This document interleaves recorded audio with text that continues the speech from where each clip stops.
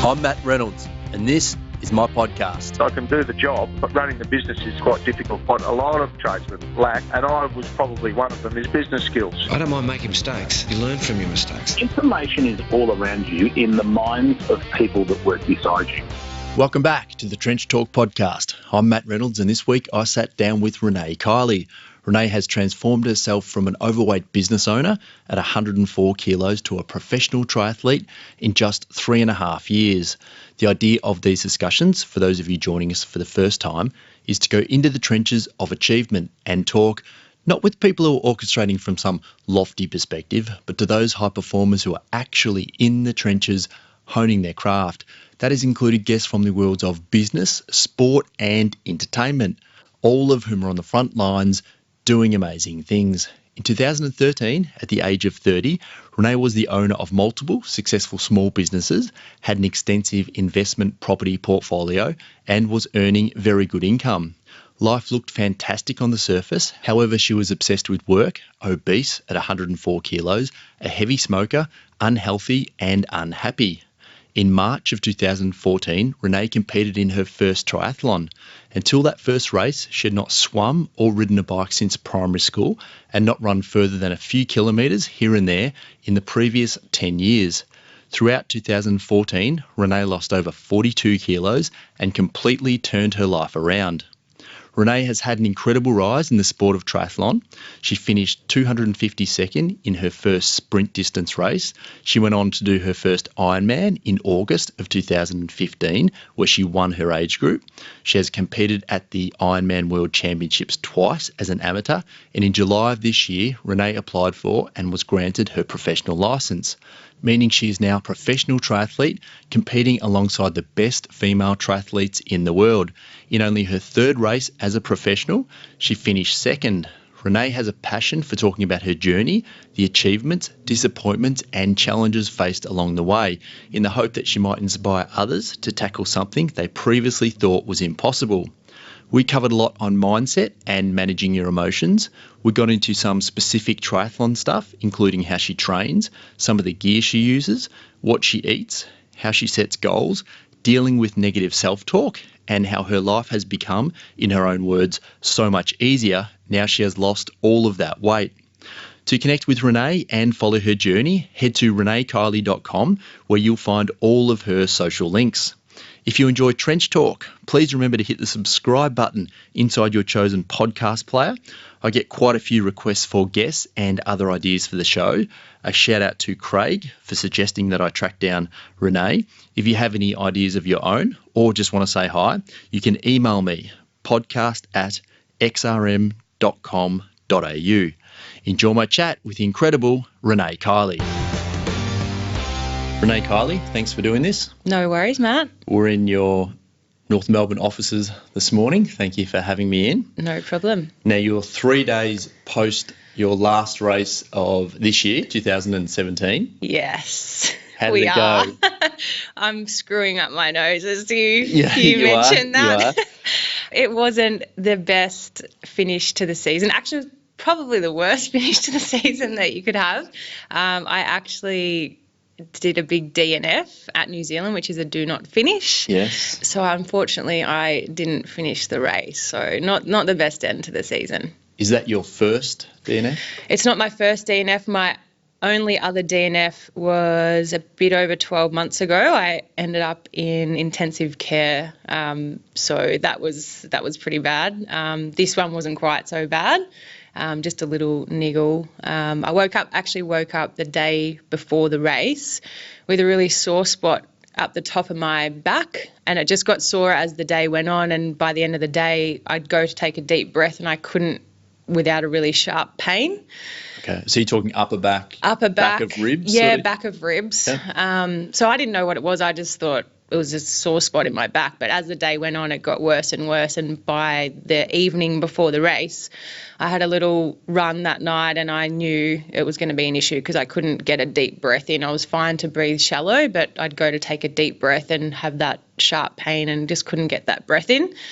So I kind of knew it might be an issue the night before. And then, of course, race day, I just getting on the bike made it worse. Being in that hunched over position, I just couldn't get that air in. So unfortunately, had to pull the pin after the bike. So you completed the bike? I completed the bike. I was going to pull out about 20 Ks into the bike. Right. I just couldn't get that air in properly, so I couldn't therefore push the power I normally could, and I just knew it was going to be a disaster from the get-go. Yeah. But I thought I may as well ride to the end instead of getting a lift back. Yeah. And unfortunately handed the chip in at the end of the bike and did the walk of shame a little bit down, but watched the rest of the race. But yeah, not the ideal finish to the season, especially with a race overseas, but onwards and upwards. What's the process of breaking down a race for you? Because I've done a little bit in endurance sport before, and it's quite an emotional time, isn't it? When you're racing, you can go up, you can come back down, and you've really got to manage those things. But then post-race, you've put all your effort into, or at least the last few months, I'm assuming, into this one day, and doesn't go so well in this case. Yep. What's the process of breaking that down? I think you go in ups and downs. It's kind of like the 7 stages of grief or whatever they say. You seem incredibly bubbly this morning, and only 3 days later, it's I've moved to impressive. stage 7 already. Okay, right. No, I'm kidding. I think if it was it depends on where that race falls in the year as well. This was a last race for me in what's been a massive year. Competing as an amateur the last couple of years, I would only race 3 or 4 times a year. Right. This year, that was my 10th race. So there's been a lot more racing this year. And it was the last race of what's been a pretty long season, and I was starting to get tired towards the end of the season, and the body was starting just to get a few little niggles just from the load of the year. And you were feeling that on a training day-to-day basis? Yeah, just tiny little things, nothing major, no injuries or anything like that, but just the result of a normal long season. So I think this has kind of coincided with being mentally prepared and ready for a break anyway. Right. I knew after this race I was going to be having a 2-week break before I got back into training. So, yeah, of course, I cried as soon as I found my mum. My mum came over and a really good friend of mine came to watch the race. And when I handed the chip in and walked down, and as soon as I thought I was fine, then, of course, as soon as I saw them and they said, "Oh, what happened?" I just burst out crying. "I'm so sorry." So, of course, there's that disappointment. I was okay in the afternoon, and then I think it hits you the next morning. The next morning it was, maybe I could have just jogged really slowly and got the job done and at least finished it. You start to have all those thoughts. But there's no point dwelling on anything. I'm not the sort of person that dwells on things for a long time. You've got to pick up the pieces and learn from the experience and move on. And so you do that all in person, or do you do it with does your coach get involved with that? Definitely, yeah. He and I spoke on the phone for probably 40 minutes or so after not straight after the race. My tone with him straight after the race was, "Don't talk to me." Yeah, I DNF'd. I'm fine, and I'll explain later, because I just didn't want to talk to anyone for a few hours until you process it. And he doesn't travel with you to the races on all occasions? No, he's actually based in the US. So, okay. So so it's virtual coaching as well. It is, yeah, okay. It is virtual coaching. So he's been at a few of my local races earlier in the year, but in terms of, hasn't been at the last few races.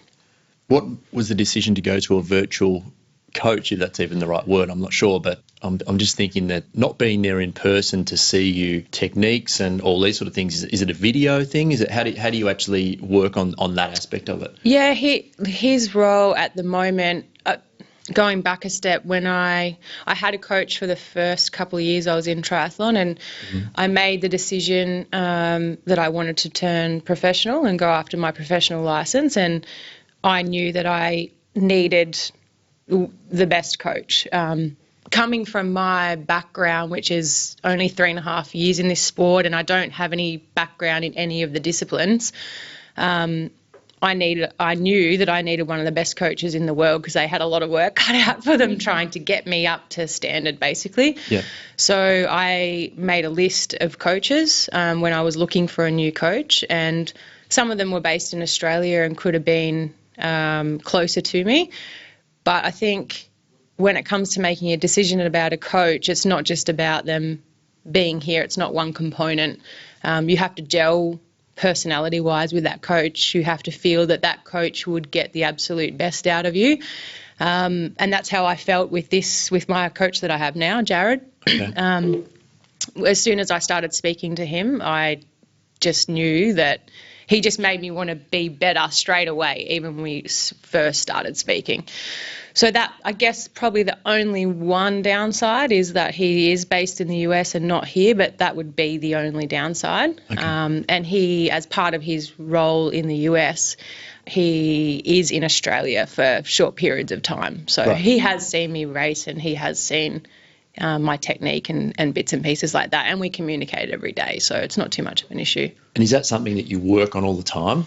I guess there's one aspect which is being able to run the distance and get faster over the distance, or ride or swim or whatever it is. But then there's also the how you do it. Yep. To pick up on those efficiencies and that sort of thing. Yep. So do you work on both aspects? Yeah, and each discipline is different. I've had my technique looked at in all three disciplines, obviously.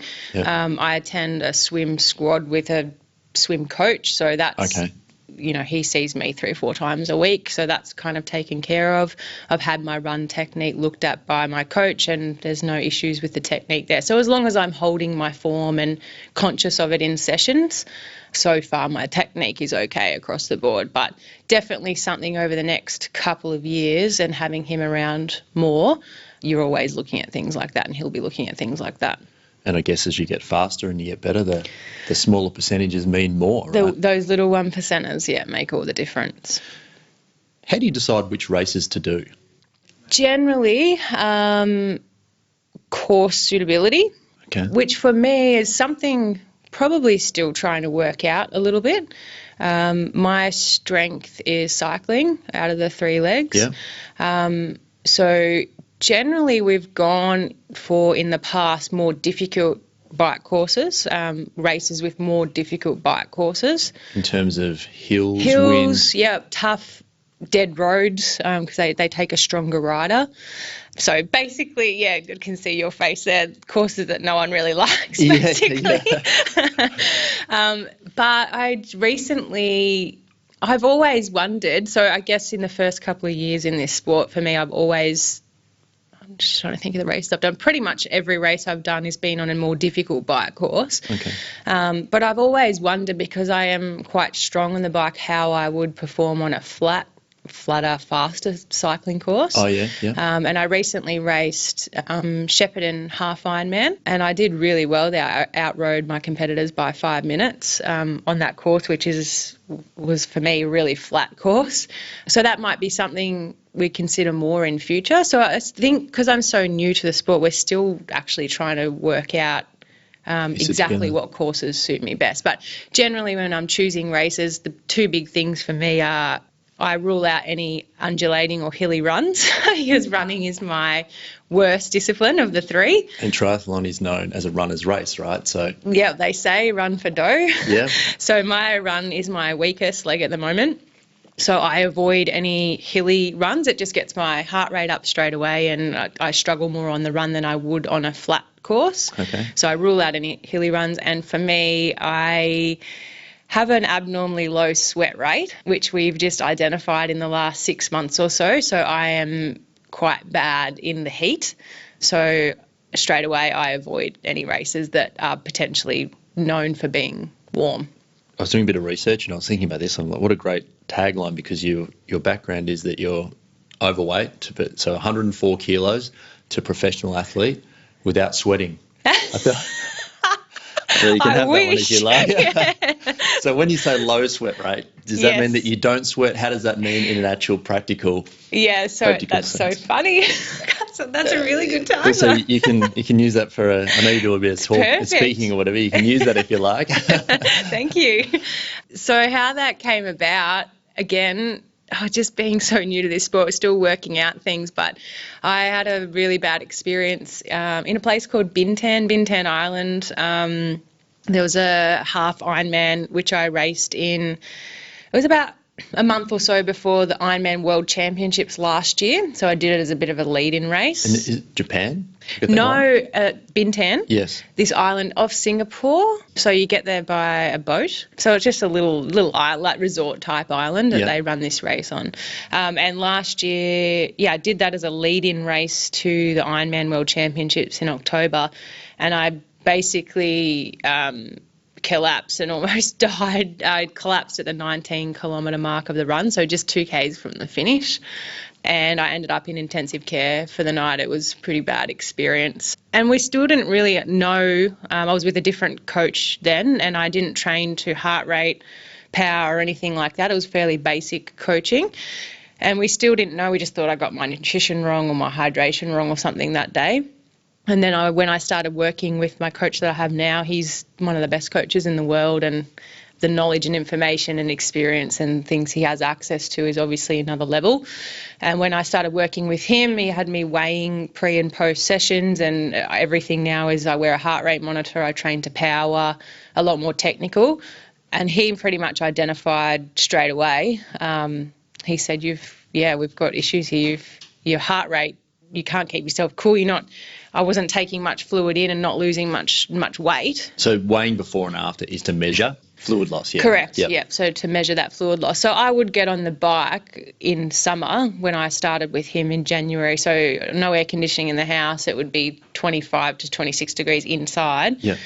I'd get on the bike for, say, a 3-hour session, and I'd go through 2.5 bottles of fluid in that type of heat, and I would only lose a couple of 100 grams. So whereas most people in that type of heat on an indoor bike would go through 3 to 4 bottles of fluid and still lose weight. So we identified quite quickly that my sweat rate was low, and then it became more apparent as I ran and just monitoring my heart rate. So that's how we figured that out. So I do sweat, obviously, but I sweat a lot less than a normal person, which means I can't cool myself down efficiently in the heat. Yep. So as soon as it's, I would say, about 25 odd degrees, that's when my heart rate starts to get quite high. In an endurance sport and races over 4 or 5 hours, you can't have your heart rate skyrocketing 2 hours into the race. It's not going to be a good outcome for the rest of the race. And 25 degrees is not really that hot, is it, when you talk about it's not Kona and some of these big events which are known for their heat? That's right. So how do you then manage that? Do you not race those races? Look, trying to avoid. I'm never going to be now looking back, I had that experience in Bintan. I also raced the Ironman World Championships in Kona twice and had terrible races there. I was fine up until I got off the bike and then had terrible runs, which now in hindsight makes sense. Correlates with the whole low sweat rate. So for now I avoid races. Of course, any racing in Asia where it's always going to be 30 degrees plus, I just don't even look at races like that. It is something that can be improved. I'm actually moving up to Noosa in May next year. So you're used to the heat. That's right. So and a lot of that decision was based on if I'm going to have a real crack at this over the next 4 or 5 years and reach my potential, I can't be chasing cold races all over the world. So I don't think I'll ever be able to race well 30 degrees plus. I just don't have the physiology for that. Yeah. But I'm hoping another sort of intense training block in the summer this year and then making that move up to Noosa next year and being in the heat constantly, it should definitely improve it.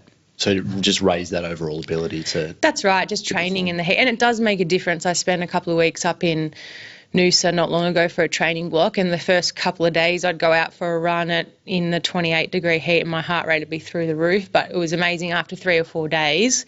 It wasn't great, but it did settle a lot. So, and I've got a couple of friends that live up in Noosa and used to be not as good in the heat either, that have improved over sort of 12 months of being in that heat all the time. And have you thought of using anything, I'm not even sure if it would work, but like sauna and that sort of thing to try and get used to that? Or I do. I'm not an expert on it, but Neither am I, so yeah, I've got no basis I to ask can't see that. how that would make a big difference unless you were in the sauna every day, if that makes sense. And probably on a wind trainer or something like that. Yeah, that's right. And I know a lot of elite athletes, if they are doing a race in the heat, will spend a lot of time in saunas and in heat chambers and things like that. But that's a specific preparation for a hot race. Yeah. Whereas for me, I'm kind of avoiding those hot races right now. I think Shepparton got to about 28 degrees on the run, but that was okay because it was a half Ironman. So the run component was only an hour and a half, and it only affected me in that last 45 minutes as it started to get hot. If that was an Ironman and I had a 42K run in that heat, it would have made a difference. But because a half Ironman sort of over and done with in 4.5 hours, you only suffer in that. I only suffer extra in that heat in that last sort of 45 minutes to an hour. You're just all about managing it at the moment. Just really. managing it. And it's just becomes, like we were talking about before, choosing a bike course to suit your strengths. It's, again, the weather is just another factor that I consider. And some athletes, it is annoying and I get a bit frustrated by it. But on the other hand, some athletes really struggle in the cold. Some athletes can't get there because they have really high sweat rates. Their body keeps very cool in cooler weather, so they struggle in cold races. To warm up, to perform. Exactly right. So, and that for me isn't so much of an issue. So I think right now it's neither here nor there. It's just another factor that we consider when we're choosing races, and hopefully that will change in the next 12 months. How far out from a race do you start preparing, for example, for New Zealand?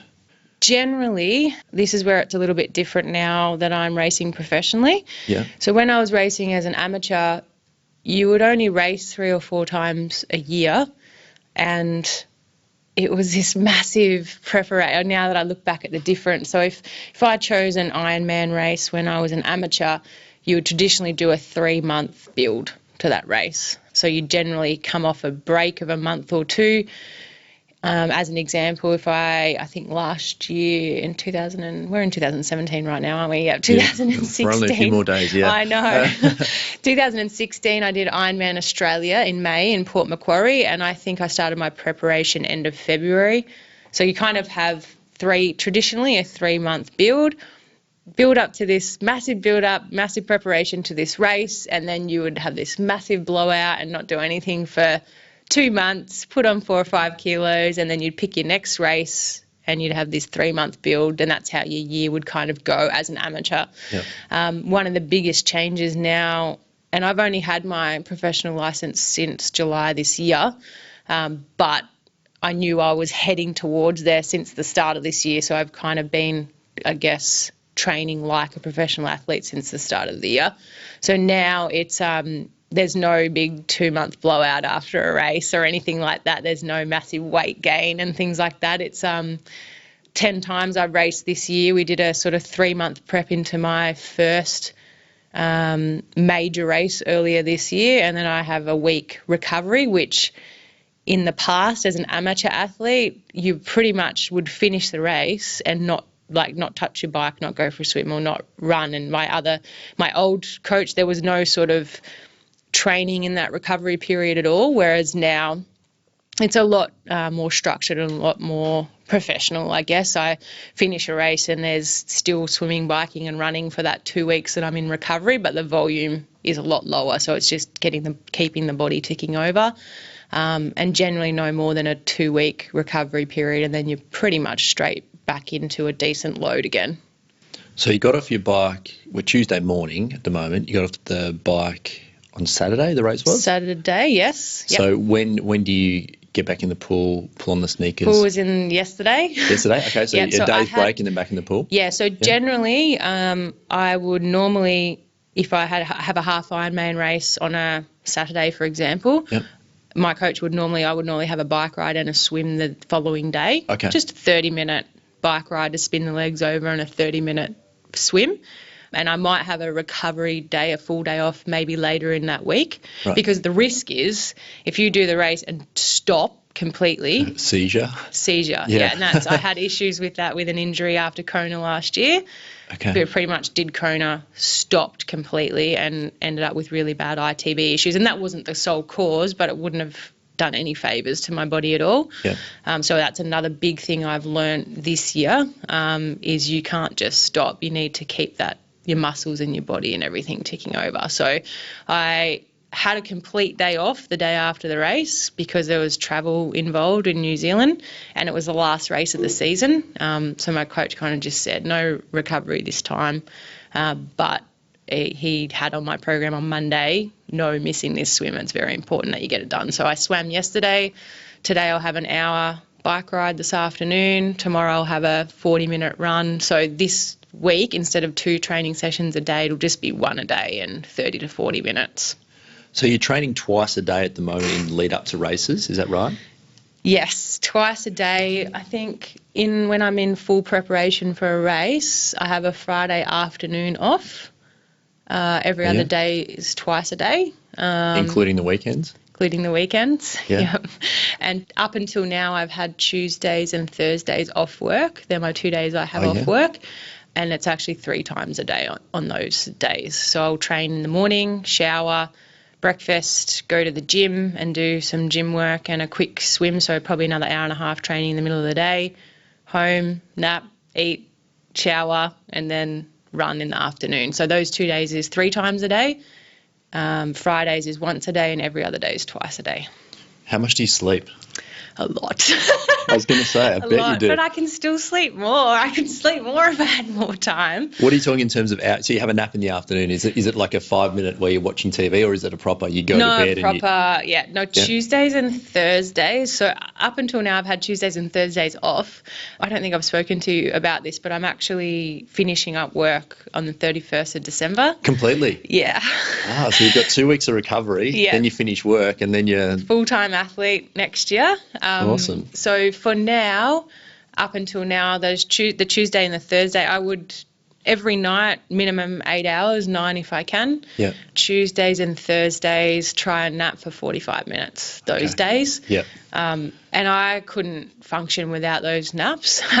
Sometimes just because of life or work or whatever it is, commitments, maybe 3 or 4 times this year I've missed one of those naps on those days, and it just stuffs me for the rest of the week. So it'd take you a full week to get back. Find that you're just tired then for the rest of the week, and by 3 or 4 days following missing that sleep, I know it sounds like it's like a little baby, like a toddler. I didn't get down for my nap that day. But I wish I had $1 for every time I thought, no, I'll get up early, I'll stay up late and do this to get this extra stuff done. And in reality, it actually costs you for the next 4 or 5 days afterwards. Yeah. It's really important to manage that. I mean, obviously for someone like yourself, a professional athlete, because you can't afford to go to a training session, already half baked or however you want to term it. You have to go there and you have to perform. It's your job. And I think the difficult thing, for a professional athlete is the understanding level of people. They don't, I think a lot of people think professional athletes, oh yeah, you live the life, you just go for coffee rides whenever you don't have to get up early. But it's Instagram and banking checks. Yeah, Instagram and exactly right, this perfect world. But it's not like that. And I think when you say, oh, I'm so busy or I need to get down for a sleep, it's not many people really understand that's actually part of your training, really. Like I consider sleep part of your training regime. Oh, of course, yeah. Because it just, as you said, it's not the next day or the day after. It's generally 3 or 4 days later that it affects you. And, yeah, you can't nail your session. And it's just like someone that's, a business owner or a managing director or something that doesn't sleep for 3 or 4 days. They can't nail their job 3 or 4 days later. They start snapping at employees and things like that. It's exactly the same as an athlete. So what does it mean changing progressing, I suppose, from an amateur to a professional athlete, except that you race another 6 times a year and train more, it sounds like? Yeah, obviously there's prize money involved. So as an amateur, there's no money or prize money involved in races. So as a professional athlete, there's always a prize purse at races. Really, other than that, with triathlon, we're not talking like AFL and soccer. We don't have $1 million contracts and things like that. The money in triathlon's not amazing. But do some people get paid? I'm assuming that definitely. At the top level there is sponsorship. There's sponsorships and things like that. So where I'm at personally, I don't have results or anything yet that warrant paid sponsorships. Okay. So there's generally a couple levels of sponsorships. You've got ambassador roles where you might get discounts off product. There's product sponsorships where you might get product for free. And then there's paid sponsorships. I've got Which is when a sponsorships. company will pay you X A amount salary of dollars or for riding bonuses their for bike or yeah, whatever. that's right. Yeah, or they might pay you bonuses for finishing on the podium, and a lot of good athletes actually get paid salary or wages from their sponsors. Okay. So obviously that's another level, and you have to have the results to warrant that. But so sponsorship, I guess, competing for prize money, but really it's just the opportunity to compete against the best in the world. That's the way that you looked at it. That's the way I looked at it. I was, competing as an amateur and winning a lot of my races for a couple of years. And for me, I get a bit complacent. It's just my personality. I get a bit complacent when things become a little bit easy, and I don't like operating like that. I always need to be a bit scared by my goals. So for me, I didn't make the decision based on, I could earn a really good living here, because I built 3 businesses that, I was earning a very good living from. So it was actually a backward step financially for me. But it was the opportunity to be the best that I could be and compete against the best in the world and see, because I'd only been in the sport for a few years, it was, well, what can I achieve if I put everything into this for the next 4 or 5 years? What's possible? Just going back to finish the training, that load that you described before, that obviously is not up until the day before you race. I'm assuming you have to taper off at some point. Yep. When does that start before the race? Generally for a half Ironman, about a week to a week and a half. Okay. I haven't raced an Ironman this year, but I'm assuming it's going to be about a 2 to 2.5 week taper for an Ironman. Everybody's different. Some athletes handle a lot of load and do a lot of volume because that's just their physiology. Some athletes do less. Some athletes need a longer taper. Some athletes a shorter taper. Again, something that we've worked out this year with my coach, just the way my body responds is I'm actually an athlete that can handle a lot of volume and a lot of training load, a lot more than others. So I don't need much of a taper period. My body tends to recover very quickly. Most athletes that my coaches work with will need a couple of weeks taper into a half Ironman, whereas I tend to find my body recovers so quickly that I actually start to feel really sluggish if I have that long. So for me, about a week it tapers off. And then you're ready to go. Theoretically ready to go. You said you had a near death, almost died. That obviously being an extreme example. How do you manage the low points when you're racing? Do you go up and down a fair bit? That's a really good question. Yeah, you go up and down a lot. I think probably more so with Ironman racing and half Ironman racing. Half Ironman is, to me, the races you're pretty much going flat chat the entire way, even though it's a 4.5 hour race still. Some people look at me and go, flat chat, 4.5 hours, that's a long race, not a short race, but it's quite a short race for a long course athlete. So I find I have less down periods in a half Ironman because you don't really have a choice, you just got to go flat out. But in an Ironman, there's lots of mental battles, and I've had 2 really hard battles in Ironman. So I've only done 4 Ironmans in total. My first Ironman, Japan, was my first Ironman. I won my age group, and I qualified for Kona, which was 6 weeks later, and that just was not even in the plan at all. So I didn't really have any down times in that first Ironman, but competing at Kona 6 weeks later, I pretty much walked the entire marathon, and I wanted to pull the pin like a couple of kilometres into the run. And again, the following year, so 2016, I raced Ironman Australia in May. And again, I don't think I had many down times in that because the goal was to qualify for Kona. So you're very, very motivated to achieve that. But then at Kona again that year, I really struggled again and pretty much walked the entire marathon again. So I don't really have any strategies. Sometimes you ask athletes and they say, I write this on my hand and I repeat this mantra. That doesn't really work for me. It's just mental strength. And for me, it's just focusing on the next small goal, not the big picture, because that gets a bit overwhelming when you're 2 kilometres into a 42-kilometre run and you're thinking, come on, just get to the finish line. That's just, oh my God, it's 40 kilometres away. It's too overwhelming. For me, it's just constantly focusing on the next kilometre, getting to that next kilometre, and then all of a sudden it just gets easier and easier. As you progress through. Correct, yeah. Race morning. You're smiling? No, Do you enjoy it? It's funny. I haven't actually, I think, again, this comes down to Ironman and half Ironman. I find I've been pretty good race morning this year because I haven't done an Ironman. I was actually thinking about this in New Zealand. I feel so calm before the race, and again, I think another factor this year has been the fact that I raced 10 times. So I'm getting more used to race mornings, whereas in the past, if it's only 3 times, 4 times a year, it's this massive build-up and this big deal. And so, no, I'm pretty calm and relaxed on race morning now. I have my routine. I know what I need to eat. I know how early I need to get up, and I'm quite relaxed now. We discussed on our email exchanges that you race a Trek bike. Yes. Do you have a preferred list of equipment that you use for race day? Do you have a go-to sort of repertoire now? I have a go-to bike mechanic.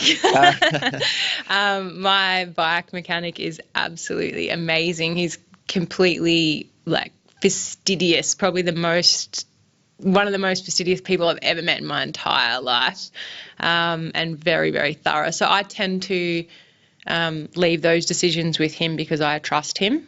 So we'll definitely talk about the road surface. We'll talk about whether it's going to be windy or not windy and the type of course, and then he'll make the decisions on tyres and gearing and those sorts of things. And sometimes my coach will become involved. Like my coach specifically said to me before Shepparton, I want you to race a disc wheel for this race. So I just did it because that's what he said to do. Was that for experience, or was that? No, just for the extra speed gain, it's more aero. So he specifically for that course, because it was flat, wanted me to race that wheel. And gearing, before I raced in Europe earlier this year, and he specifically said, no, I want you to race this gearing for this particular course. So I tend to leave those decisions up to the guys that know what they're doing rather than me. And what about shoes? What sort of shoes do you wear? Runners? Yeah. Asics. I don't think about that then for a minute. I haven't, since I pretty much first started triathlon, I got fitted in Asics, and I've been too scared to change them since. You hear of people that change brands of shoes and end up with an injury and whatever else. So even though I get waylaid, I look at some pretty shoes and stuff and I want to get that colour. At the end of the day, I've gone to change a few times and then gone, oh, no, I'm just going to stick to the same model. Yeah. Because for anyone listening who is not familiar with cycling and triathlon and running and all that sort of stuff, these things are hot topics and very important, aren't they? Shoelaces and tyre pressures. Oh, my gosh, yeah. And triathletes. I wanted to ask you that, actually. If you had to choose on race day between riding a bike with tyres inflated to, say, 80%, so a bit off what you'd like. Yeah. Or you could have the perfect machine and couldn't eat during the bike leg, which would you choose? Wow, that's a tricky question. So I guess that's do you maintain your equipment or do you maintain your body? I guess is another way of saying that question. Yeah, I'd probably go with the tyres at 80%. I can't imagine being able to get through, if I didn't have any nutrition on the bike leg, I can't imagine getting through the run. I don't think I would be able to get through a 21K run if I didn't. Whereas if my bike tyres were inflated to 80%, I would still be able to get through that bike leg, might be 5 to 6 minutes slower, but I'd probably be able to have a good run because I was fueled properly. So you'd go with the fuel? I think so. What does your diet look like these days? So I feel like I'm touching nerves with some of these questions. I didn't intentionally go down that path. No, I think diet for me, coming from my background, being not even overweight, obese, really, let's be realistic. Nutrition for me is something I'm constantly working on. And now taking this leap to racing professionally, I think if there was one thing that is my downfall, not in the amateur arena, but in the professional arena where everyone's getting everything right, pretty much, it would definitely be my nutrition. Okay. My nutrition isn't bad. It's obviously 50,000 times better than it used to be. But there's still gaps where I think I can get a lot better. So general rule of thumb, this is my personality, addictive personality, all or nothing. Tend to be during the week, Monday to Friday, absolutely 100% everything is perfect. And then I will allow myself on the weekend to get takeaway a couple of times, and I'll definitely have some chocolate or ice cream or whatever on a weekend. So I'd say my nutrition in comparison just to the everyday person is really good, but in the realm of being a professional athlete, I can definitely get better. So on a day you're training 3 times, what are you eating? A lot of food. So and it's actually quite hard because I struggle to train with food in my stomach. With cycling and running. Swimming, I find I'm okay. I can eat and then get in the pool half an hour later and I'm fine. You struggle on the bike with food? Yeah, don't struggle, but I just don't like the feeling. Okay. Especially when you've got hard efforts. Yeah. So I'm fine. I'll normally, if I'm going to bike ride, so if I'm training 3 times a day on a Tuesday, I'll get up. I won't have breakfast. I'll get on the bike straight away, and I'll probably, depending on the session I've got, if I've got a 3-hour session, I'll have some nutrition during the bike. Just to get me through a couple of gels generally, or banana. So sometimes I try to, during the week, I try to avoid sports nutrition because it's just sugary and yuck. Yeah. You have enough of it on race day, so I'll try and have fruit. I'll get off the bike and have a really big breakfast. So I'll have a protein shake immediately after every training session. For me on a Tuesday, it's generally a big bowl of oats and fruit. And then I will shower, go to the gym, come home, and I'm really strict about making sure I get lunch in by about 1 o'clock because I'll generally run at 4 p.m. And for me, runs on a Tuesday and Thursdays are key sessions, and they've normally got really hard effort. So they're normally 90-minute runs with some really hard efforts in them. So I like to eat at least 2 to 3 hours before those sessions. So I'll have lunch, run again in the afternoon, and then have a big dinner again. So for me, I find on those days I can't snack a lot because I don't like that feeling of food sitting in my stomach. So I tend to eat really big meals. And what's a typical dinner look like after you finished? Always meat, salad and carbs, or meat, vegetables and some sort of carbs. So for me, it's really simple: salmon, steak, chicken, something like that.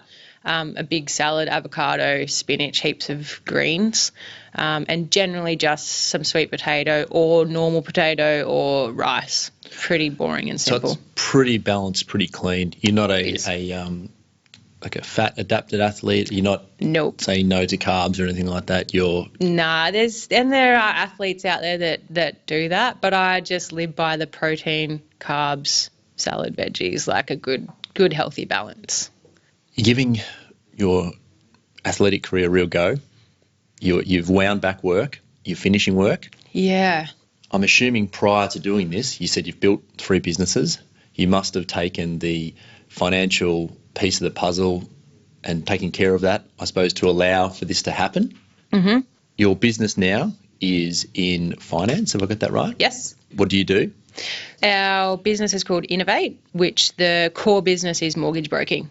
And we've got a secondary division of that called Innovate Wealth. So we've got Innovate Finance, which is the mortgage broking, Innovate Wealth, which is financial planning. Yep. And we also built a property business, Property Way, but we've sold that. So we just sold that, and that just settled actually about a month ago. Oh, congratulations. Yeah, so it was nice, and it was Innovate Finance is as I said, our core business and our big business that we started 10 years ago. That's our baby, and that's our financial future, I guess, and our security. So I've been so lucky. My business partner we've moved heaven and earth and changed things 50,000 times to accommodate me chasing my dreams. So the first step was cutting back work, and we've just made a decision. We've actually been talking about it for maybe 2 or 3 months, me finishing up work. And that's a huge, scary step. I've dedicated my life and worked my backside off for 10 years to build this business. And, it's funny how life works. I worked for, I shouldn't say 10 years, 10 years in business now. So probably about 6 years obsessively. And that probably contributed a lot to my, weight gain and my lifestyle. So it's funny how life swings in roundabouts. So we built that. I was obese, overweight, smoking during that period and addicted to work and pretty unhappy. But loved my job and my business, and now we've got to the point where that business is doing very well, and it's afforded us a very good lifestyle.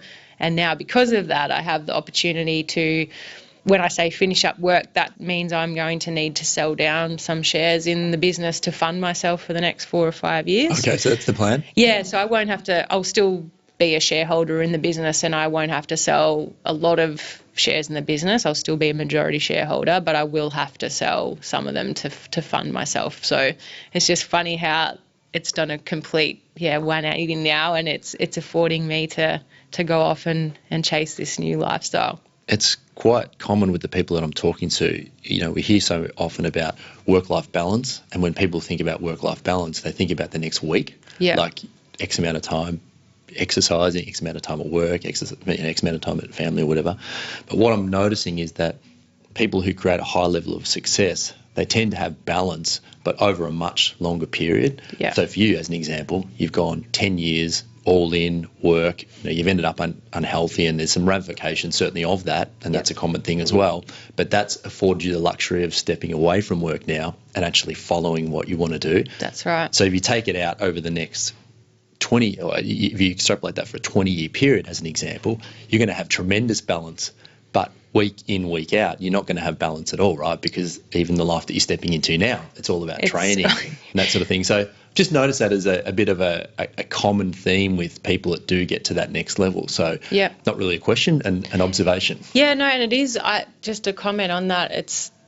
We mentioned the all in or all out type thing, and that's to me to a T. My personality, I'm addictive personality, and it's all in or nothing. But there are people that do balance quite well. There are a lot of professional triathletes out there that, maintain a job 2 to 3 days a week and also compete in triathlon. And sometimes I wish I could be that person that has balance a little bit covered off a bit better than what I do. But we're all different, aren't we? Of course. And you got to do what works. Do you plan on coming back to the business in the future? Do you see that for yourself? Yeah, look, I love business. I get excited even now, even in my triathlon journey. I'm quite active on social media. I am doing this, yes, for my own personal reasons in terms of becoming a professional and wanting to see how good I can get. But a big part of what drives me is inspiring other people. I look where I came from, and I'm sure there's other women like me out there that think life's over, or they've got, they're overweight and they think there's nothing they can do about it and all that sort of stuff. So a big part of what motivates me day to day is inspiring others to change their life and showing them what's possible. So the reason I say, I'm not just going to become a professional triathlete and go into my own cave and train and race and not talk about it. I choose to be quite active on social media in the hope that it will inspire others and the message will get across to others to change their life. And I love business. Business excites me, and I still get excited now when friends and stuff start telling me about business ideas that they have, and I get all worked up and want to help them and stuff because that's a passion of mine. So even in this journey of racing professionally now, I know that there will be business opportunities that come up throughout that journey, which I'll embrace. So for me, yes, it'll be about the racing, and that's going to be the core. But I'm not going to not get involved in little business ventures that might pop up because of the triathlon journey. And definitely for me, this is a 4 to 5 year plan. I think that's probably all. I'm 34 now, so I don't think mostly women, when we get to around about 40, I think that's all my body will probably give me at this level, because I'm such a late starter. So for me, this is a 4 or 5 year plan, and then 100% I want to be back in this business. I said, I'm only going to be 40 still. I still have another 20, 25 years to work. Just starting. Yeah, you have a that's section right. on your website called My Dream. Yeah. Where does this passion for sharing, for growth, for helping other people come from? I think I've always been a positive person and determined. You certainly come across that way, I must say. Good. Yeah. I hope so. I think there is enough sadness and awful things happening in the world and negativity. And I think as you get older and your life changes, you start to just have no tolerance for, I certainly just started to have no tolerance for sarcasm and negativity. So I think as part of my journey, I've become more positive. And you know, little things that frustrate me, and I've noticed more when you start to succeed, some people start to hate you. They don't even know you and they don't like you, and there's no reason for that. And I think especially sometimes with females, I just enjoy life now, and I think everyone could enjoy life more by building each other up and inspiring each other. It's just so much nicer to live that way, wanting to positively impact people's lives. So next year, a big focus for me is going to be more public speaking, more blogs around help topics and things like that, that hopefully can reach others. So what do you say? Do you have a sort of a core message for someone who's in your position about how they can, if they want to, maybe change where they are? Because just to paint, we didn't go too much into your backstory today, or we haven't, but you're overweight, obese as you said, in business, working 7 days a week, long hours, drinking, smoking. Do you miss it? Is No, my question? I don't. I actually, we were just joking with the guys in here, our work Christmas party's on Friday, and I'm getting like nervous just thinking about like the amount of alcohol I'm going to have to consume. So do you drink regularly now or not? No. You don't. It's just. Yeah, and it's not because I can't or shouldn't or whatever. I just don't. It's just not something I miss. I definitely still love, you know, Friday I'll have a great time with the guys and I'll drink all day and have a great time. Yeah. But I know that come Saturday I'll be like, oh gosh, I'm over that. For a little while. So what do you say to those people, women in particular, who are in that position and they want to change it? What should they do? Is it about having a go? How do you go about it? I don't think there's a couple of things here. I guess there's two components, also three components. So I would say one of the things I try to say to people all the time, you have to be honest with yourself. And I know that sounds simple and everybody says it, but you've got to be truly honest with yourself. Like now when I think back to when I was overweight, the things I used to tell myself, oh, that shop just, the sizing's not right in there and it's just made for small girls, and oh, I could never be a size 8 because I have big bones, or my metabolism's just slow, and now I don't, you know, I spent time with someone recently in the last week, and you hear the excuses, this person's overweight, and I didn't say anything at the time, but you can hear the constant excuses and talk about food constantly, and that is really unhealthy. And I switched onto it straight away because I remember that in my own vocabulary when I was overweight. So I think being really honest with yourself is important. And everyone says, oh, yes, I am. But, you know, one thing I get really frustrated about now is when people say, oh, you know, you don't have to be skinny to be happy, or I'm happy being a size 16 or what. Like, you're not. And don't say that because I'm preaching and trying to say that you're wrong. I honestly believe that person's not being truly honest with themselves, because life is just so much simpler when you're fit, healthy, not overweight. Everything's easier. So I think being honest with yourself is a really big one. Another one I try to tell people all the time is you have to be prepared to get rid of negative people from your life, whether that's temporarily or long term, and you've got to get really, you know, passionate about it. For me, and this is terrible, hope mum, dad, whatever, not listening, but I absolutely love my family to death, but there were times in this journey for me that I had to step back from spending some time with them because we grew up in the country and everything's sarcastic and it's, you know, taking the piss all the time and putting people down as a way of humour. And I know that they don't mean it and I know it's all a joke, but there was, when you're seriously overweight and you're on this journey and you're very motivated to do what you want to do, the slightest little joke or it just can bring you down. And I think you've got to make a conscious choice and be prepared to lose negative people out of your life, as difficult as that is. It will pay dividends later and you can always reconnect later. I'm super close to my family now because they can see now that I was serious about it, and all of a sudden I'm this professional athlete and this is my life now. The third thing that I talk about all the time is you have to find a passion to keep your body moving. You don't have to be like me. You don't have to be a professional athlete.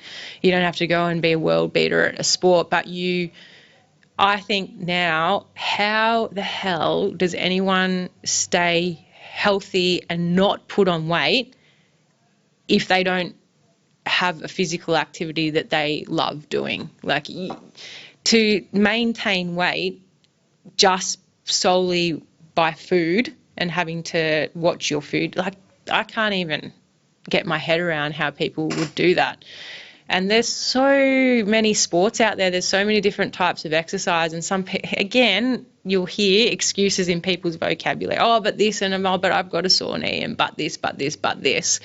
There'll be something out there that you'll love doing. If you have to change what you're doing every single week for a year until you find something that you like doing, life just becomes so easy when you find something that you love doing. People ask me all the time, how did you lose weight? What diet did you go on? Absolutely none. And I didn't even start this journey to lose weight. I wanted to do a triathlon. That's all I wanted to do. I just wanted to get better and better and better at triathlon. And to get better and better and better at triathlon, I had to lose weight and I had to eat better, but not to lose weight, because that's what I had to do to get faster. So if you find something that you really love, the journey will become about being better at that or doing that more, and the weight will just naturally follow. You seem to have got yourself into this really binary way of thinking, like yes or no. Like, I'm doing a triathlon, yes, and then everything else behind that falls in. Does it serve me in this quest or journey, however you want to determine it? Yep. Or does it not? Yeah. And you've gotten good, it seems like, like making the decisions, yes or no. This Being person's realistic in or out. and ruthless, yeah. What's a credit to you and your mental strength and character that you're actually able to do that, because being in that middle road, top of the fence, you just... Doesn't get anyone anywhere. Yeah, and you end up, you take it out on yourself in the end, right? Yeah. So one question that I ask everybody as we get to the end, if you could have one law changed or introduced, what would it be? I think for now, because of what I've been through in terms of weight loss in the last few years, I don't think it's ever become more apparent to me how much junk food and stuff we have access to. And I'm probably contradicting what I've been talking about this entire time, where I think decision making and everything and motivation and inspiration, you need to have all that intrinsically, and you need to make decisions and be ruthless and be realistic and go out there and, you know, chase your goals individually. So I guess this is a bit contradictory to that, me saying that I think there should be some sort of rule or premium placed on junk food, because, that's blaming someone else, I guess. Yeah. But it is just becoming such a huge problem, and it's more so for children. It's never, as I said, never been more apparent to me how accessible junk food is and sugary food is, and the problem's just getting worse. So looking at kids now and what they eat, like, I'm so conscious of it. I don't have kids, and I don't see kids being part of my life personally, but when you go to a function and you just see kids sitting there eating hot chips with tomato sauce, which is just sugar, and the parents just giving that to them, I understand that being a parent's very difficult, and dealing with children is very difficult too, but it just makes me really sad seeing that, because I think of everything where I've come from and how easy it is to gain weight. And these kids that are sitting there that are already 10 kilos overweight at the age of 10, the road they've got ahead of them is just going to be a nightmare. So I think for me, I'm not quite sure what it would look like, but something to do with a large premium or tax being put on junk food, I think. Particularly as it relates to sugar, if I'm getting this Correct, yeah. So there's this environment factor which you need to sort of take control of your own environment to allow your strong mind and all these other things to flourish, right? Correct. And what you're saying is that if you don't go into a whatever store, Yeah. you won't buy that food, right? That's so right. if you take that out of the reach of most people, then they won't consume it and default back into a healthy Exactly. lifestyle. If it's not available or it's not achievable for them to buy, then there's no other option, is there? Like, of course, as you said, it comes from all those other decisions. You have to exercise, you have to do this. But if we help by taking away certain options that are only going to make the problem worse, then it can't be a bad thing, I guess. Just really quickly, after you started to exercise and you started to go onto this journey of becoming a now professional triathlete, I'm assuming there's a really hard part. Is it hard getting started from that huge weight So hard. to when it starts clicking? Yeah, it was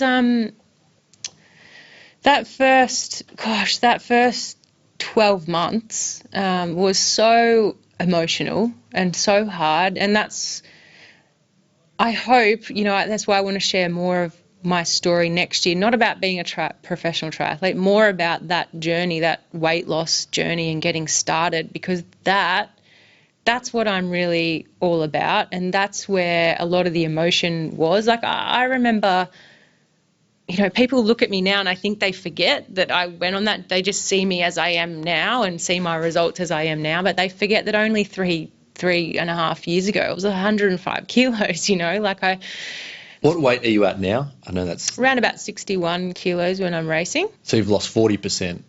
Yeah, is that of your right? body. Yeah, about 40% of my body weight. Yeah. And as I said, people forget that and they just see as you are now and think that this has all happened. Or I've always been like this. But, when I first started, I couldn't fit into I was 105 kilos. I couldn't run. Like I wouldn't run outside. I'd only run on a treadmill because I didn't want people to see me outside because I looked terrible. I couldn't get clothes to fit me. I couldn't use cycling kits and stuff. You would know, doing a bit of cycling in your time, cycling clothes, I swear, are like 2 sizes smaller than normal clothes. They're not forgiving at all. Yeah, they're not forgiving. So I couldn't get stuff to fit me. I didn't know how to ride a bike. I rode a bike with the flat pedals and I didn't learn how to use clip-in pedals. And it was only 3 years ago I learned how to do that. Yeah. And I remember, some earlier podcasts and blogs that I've done on that first year, but I remember joining a triathlon club after a couple of months of just doing some exercise on my own because I was too embarrassed to join a club before that because I didn't want everyone to look at me because I was so big and I couldn't do anything. But I remember sitting in my car before some of the sessions, like crying, like wanting to breaking out literally in an anxious sweat and in tears to myself because I just was so nervous and anxious about going to do a group run or a group ride because I didn't want everyone. So it is really difficult for the first 3 to 6 months. There was lots of times like that.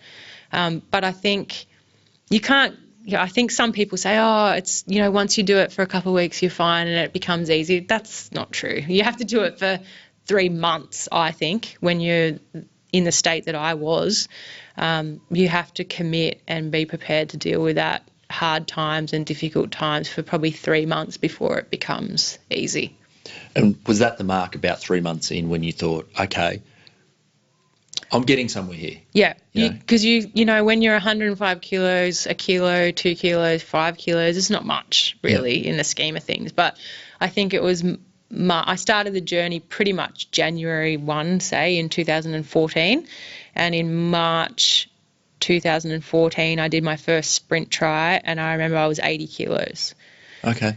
So that's pretty quick. That's right. Yeah. And when the good thing is when you are obese and bigger, the weight does come off really quickly in those early times. And this is why I think a lot of people stop, is that they say they're 105 kilos, they commit for 2 or 3 weeks, they only see 3 or 4 kilos, and that doesn't look much when you're 105 kilos, and then they give up and they stop. But look what happened. You commit for 3 months and you lose 20 kilos, and all of a sudden you've changed clothes sizes by 5, 6 sizes, and it's a very dramatic change. And from then on, that's when it becomes easy, because you see what's possible. When you're 105 kilos, and I say the same thing about goal setting. This is why I don't believe in 5-year goals, and it's too far away. It's too overwhelming. And when times get tough, if you're focusing on such a big goal that's so far away, you'll give up because it's too hard to see the end. If you just focus on 3 to 6 months, it's different for everyone. For me right now, I can have goals that are 2 and 3 years ahead because they're not as overwhelming. But when you're obese, stagnant, smoking, you've got to have 3-month goals, I think, because they see when times get tough, if you're 105 kilos and your 3-month goal is to get to 95 kilos, you're less likely to give up at that point because you're not far off 95 kilos. But if your goal is to be 60 kilos in 3 years, you at 105 kilos, you're going to be like, stuff this, I'm going to eat ice cream again because I'm never going to be 60 kilos. So it's the same mentality you now use when you're racing, right? Get to the top of the next hill, right. Get to the next kilometre. Increments. The next drink station. Yeah. Or whatever it is. Is there anything you want to add, Renee, before we wrap this up? No, I'm just going to reiterate that you have to find a passion that you love to keep your body moving. Say it to everybody. It'll just make life so much easier. And if someone wants to get in contact with you, you're pretty active socially, and you've got most of your story and pictures and that up on your website. On my website, yep. What's the best way for easiest way is reneekiley.com. Or my Instagram, Facebook and Twitter links are all on the website there. And there are a couple of blogs and podcasts that for those out there listening that are more aligned to the start of my journey when I was overweight and obese. There's some stuff that I've done previously that focuses more on that. And if we've got listeners that are elite athletes or anything like that, there's some more recent media stuff and blogs that focus on the journey now. Awesome. Well, thank you, Renee, for carving out a little bit of your day and doing this. Your stories are a great one, but only because you've made it work, so you're an inspiration, and thank you again. It's been a blast. Thanks, Matt. Hey everybody, it's Matt again. Thanks for listening. Just a couple of things before you guys clock off. You can get all Trench Talk episodes at xrm.com.au/podcast. You can also sign up for other goodies at the same site. Just plonk your email in there and you are covered. That's X for X-ray, R for Romeo, M for Mike.com.au/podcast. If you really like what I'm bringing you, please head to iTunes, subscribe to this show and leave a review right there. And lastly, if you want to contact me directly, type the @ followed by Mr. Matt Reynolds into your search bar and you'll find all the social links. Goodbye.